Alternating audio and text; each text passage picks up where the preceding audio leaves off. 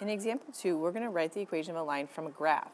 We did this yesterday as well, but yesterday what we were given is we were able to look at our graph right away and tell our y-intercept and our slope. Well, we can still tell our slope from this line, but our y-intercept, if you take a look at where it's crossing over, it's not crossing over at -1 or -2 exactly. It's somewhere in between.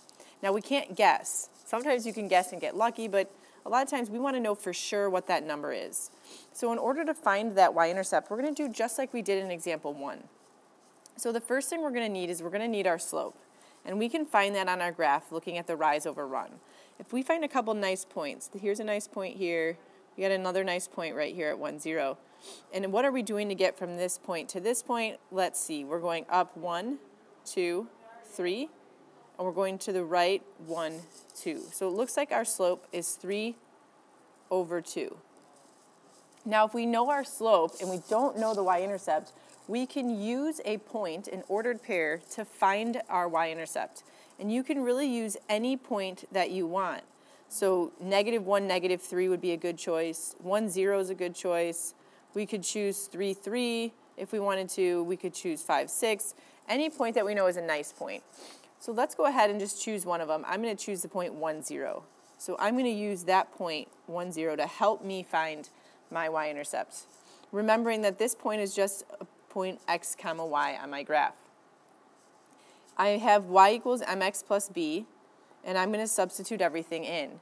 So I'm going to put in for my y, I'm going to put 0.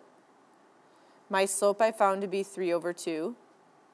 X I know is 1 from the point that I chose, and then plus b.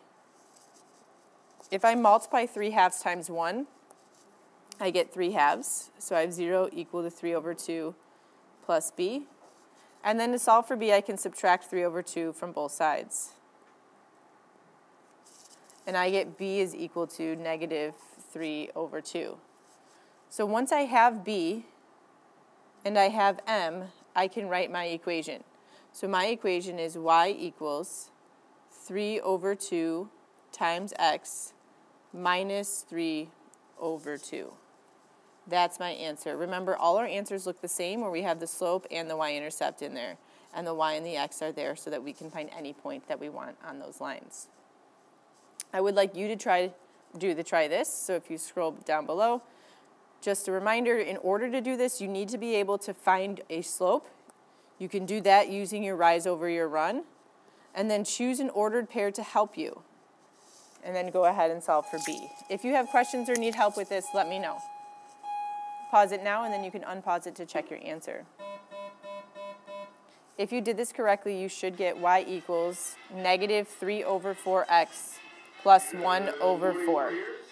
If you have questions, please let me know.